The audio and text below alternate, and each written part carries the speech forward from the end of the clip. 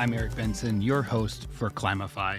I'm here today to introduce you to a new podcast called Deep Dive. It's the idea of two amazing designers, Grace Tursich and Rachel Cifarelli. They are both recent graphic design graduates who are deeply committed to being climate designers themselves. They came to me towards the end of the first season of Climify with an idea. They love the podcast. However, they could see gaps and opportunities for them to help fill and explore, explaining topics and definitions that appear on the show in a deeper way to help the design student better understand the ins and outs on how they could be a better climate designer as well. I thought it was an amazing idea. I've seen this done before on other podcasts and felt they have a point.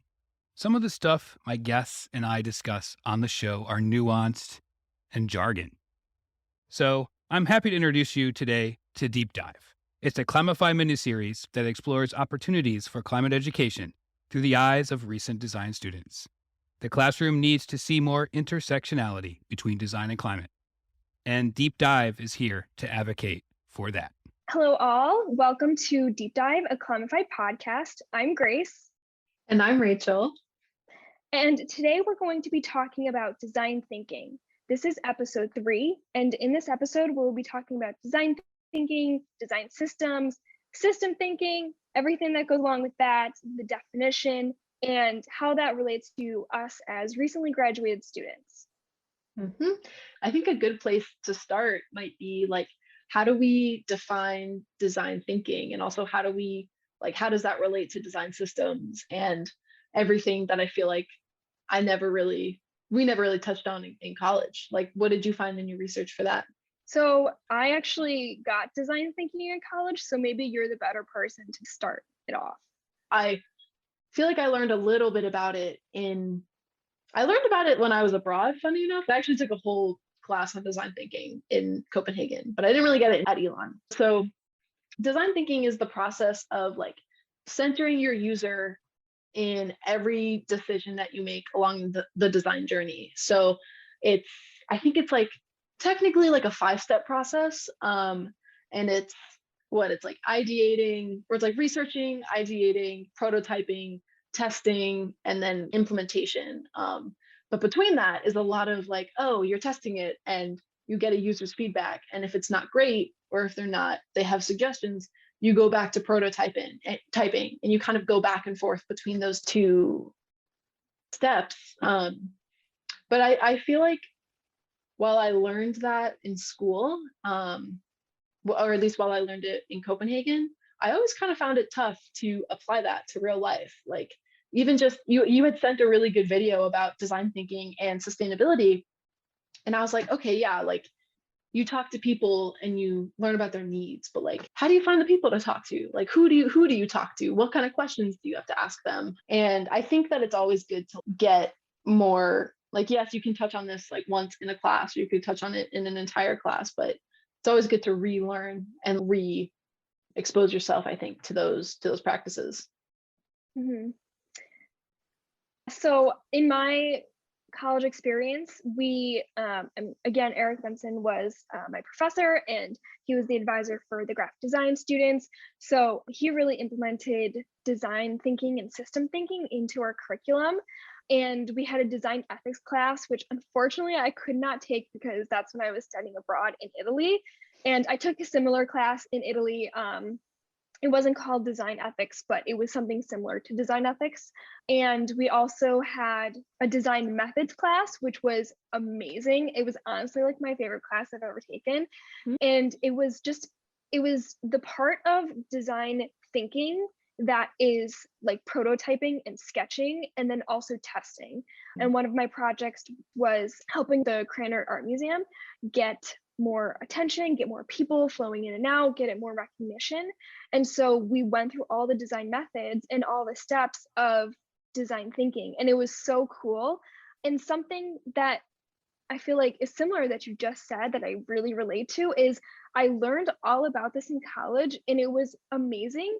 But now I've entered the workforce at an agency and that is nowhere to be seen. And it's like, it's not their fault. Like, it's no one's fault, but it's just, working in the workplace, it's so like fast paced and quick, and there's no time for design thinking. So Mhm.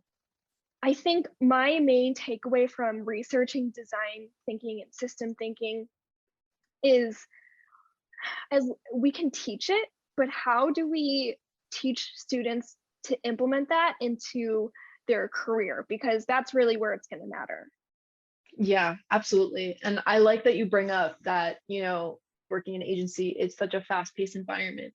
And even though like I'm a freelancer, so I work on my own time, but I really don't because I'm also working on my client's time, and time is money. That's just like the saying, but it's so true. And it feels like there's never enough time for research, or it feels like there's never, or it feels like I'm always trying to like rush the research, even though I know that that's the most important part, because you can't research or you can't design something for someone you don't know about.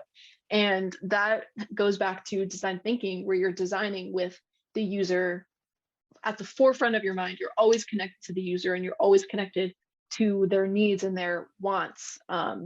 Because if not, then like your design's gonna fall on deaf ears. It's not gonna directly impact or relate to a specific person. Hmm. And while you were talking, I was kind of thinking like we have a strategy team, and they do research and they do testing for us. So that is part of like the design systems that I am not a part of, and then it's done beforehand.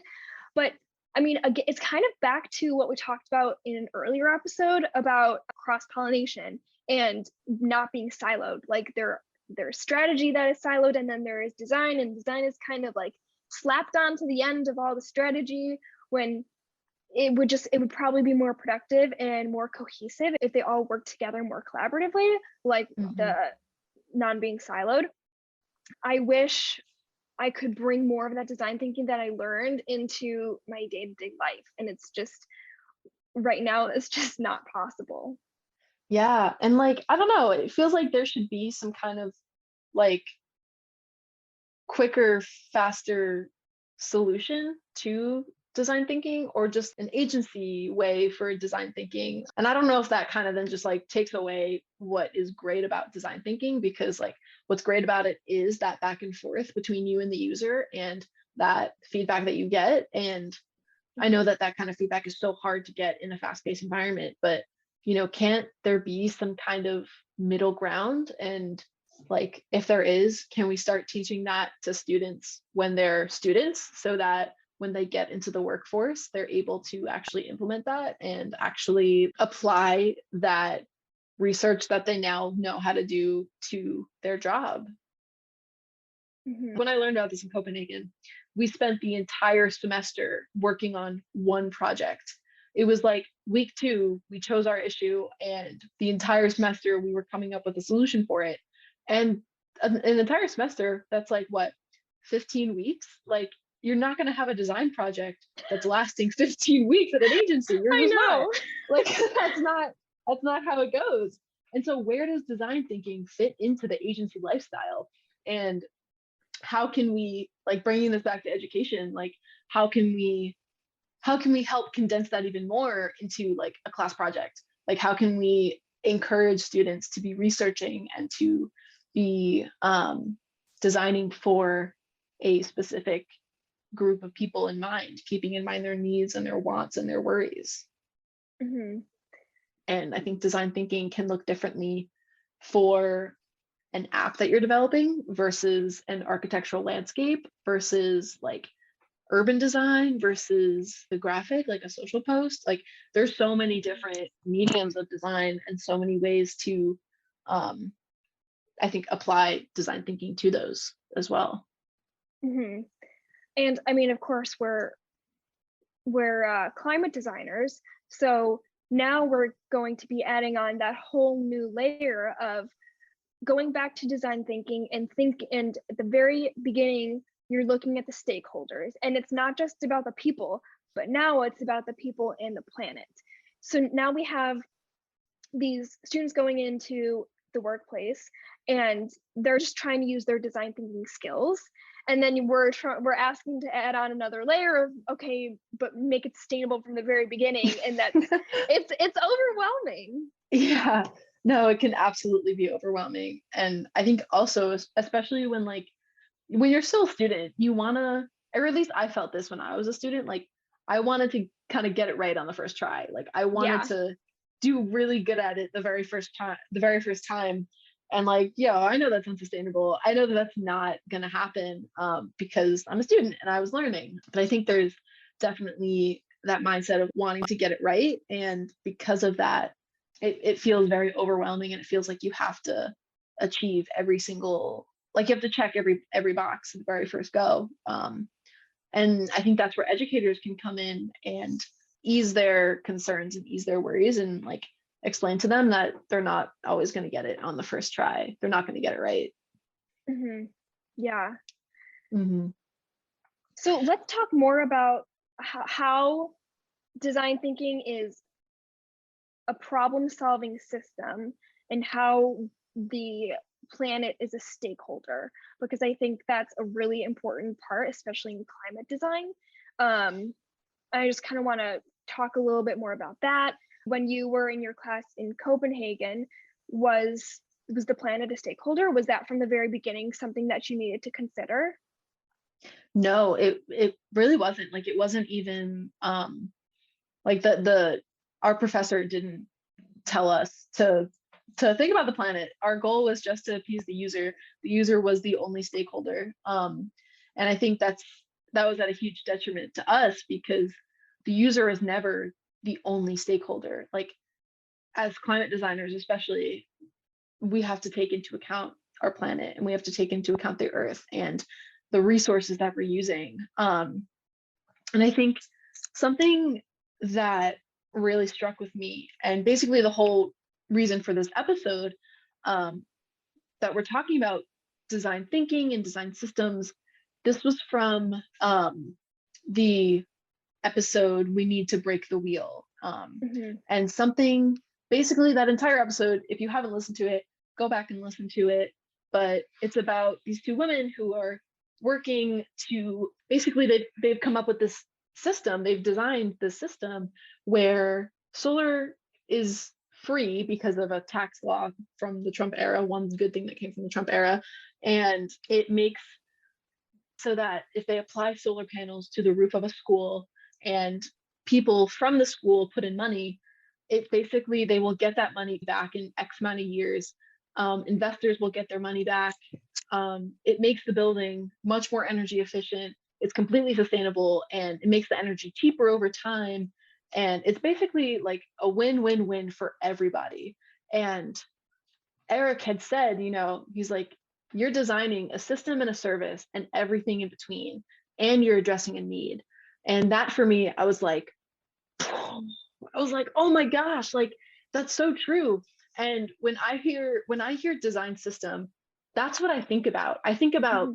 designing these macro systems that, contain incentives for people to actually do good. Like we're not just crossing our fingers hoping that people will do good. No, there are incentives built into the system that will incentivize people to actually do the right thing. And something that I love about the whole project, the Break the Wheel episode, is that the responsibility is on the government and the corporation instead of the consumer. Yeah. Because I feel like, especially with solar power, a lot of it is like, put solar power in your home, and I'm like, okay, but what about the big corporations that have the money to do it, and Yeah. the government that can make these incentives? And you're talking like that's what they did. It's so cool to see that implemented.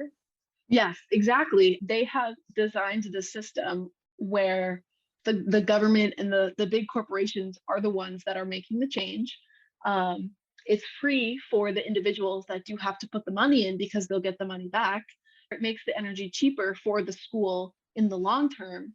And something else that they had talked about was, at the end of the episode, Ruth and Alden had been talking about this low income solar co-op. And basically what they were saying was, imagine a huge apartment complex where every inch of the roof is a solar farm, and the residents are receiving low energy costs because it's coming from the solar.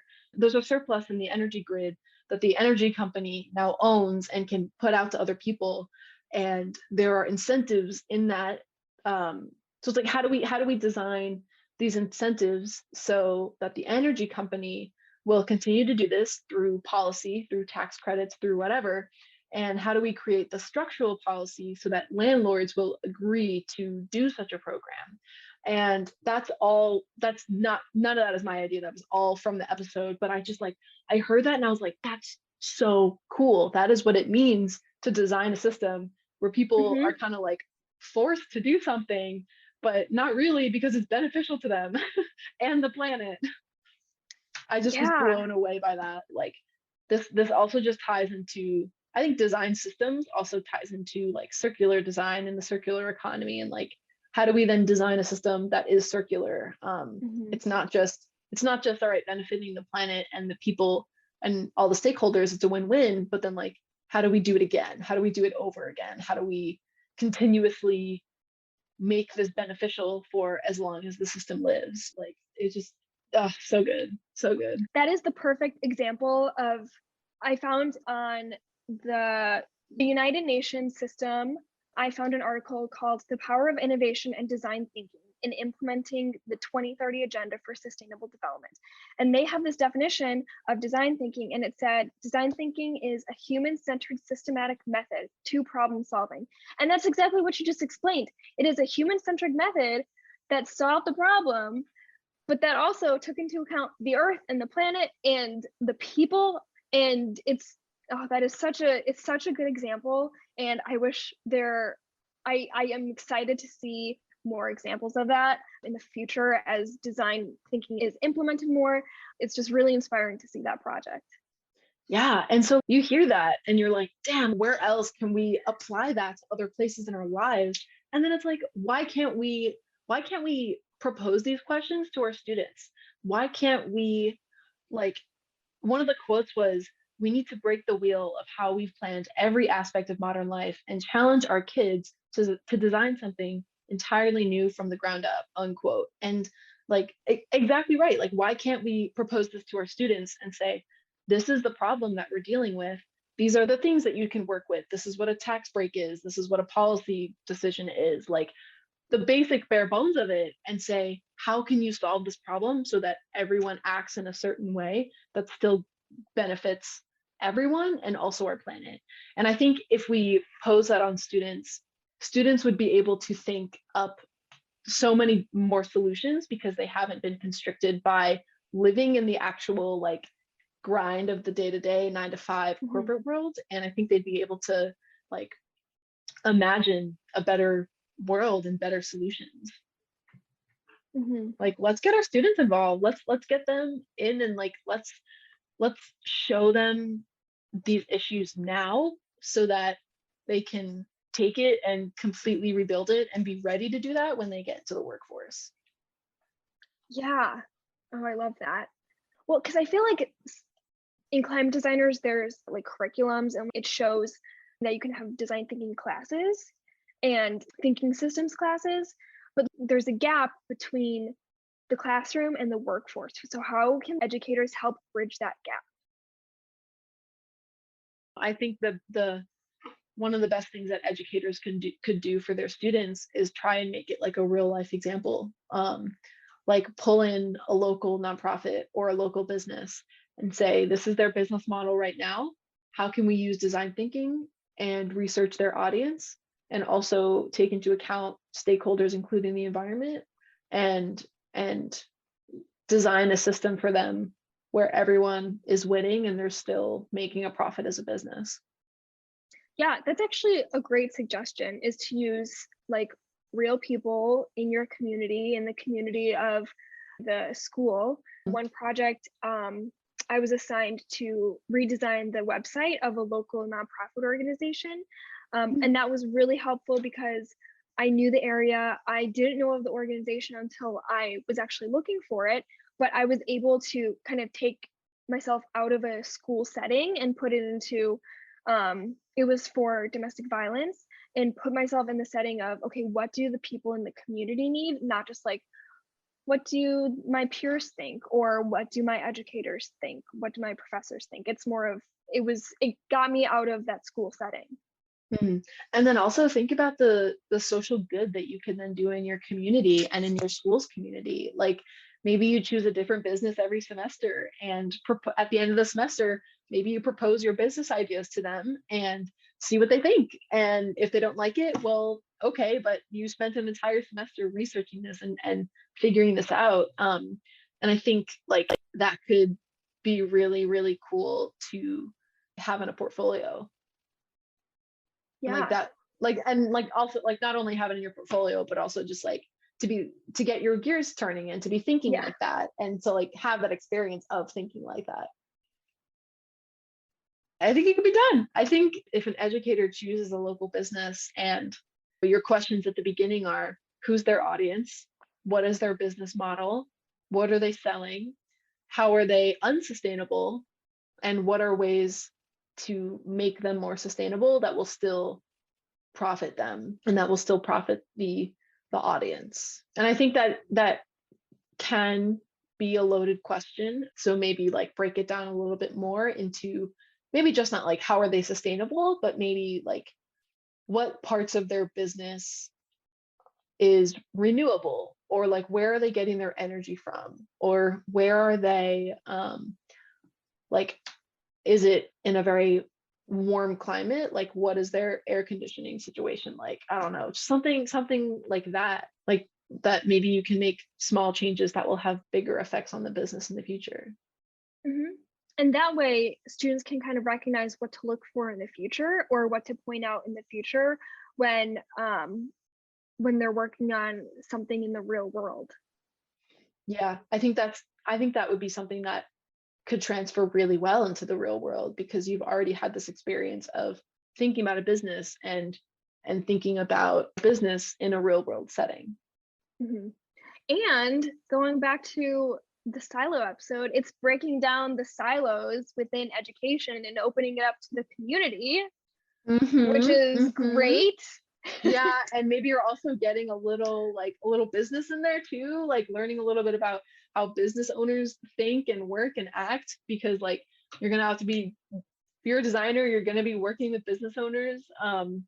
And so yeah, there's a lot of opportunity for learning and for growth that's just outside of design as well. You learn about research, you learn, which I feel like I never really like, research was always just that thing that we kind of glossed over in college. Like I remember there was one project, it was like a product redesign.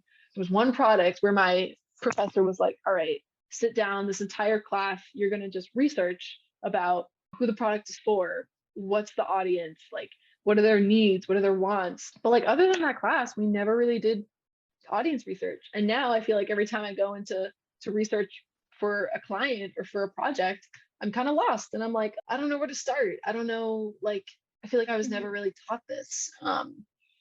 So, and then like how do you use that research when you're designing, I think is another thing. But that's a whole nother can of worms. But it just made me stop and think about that.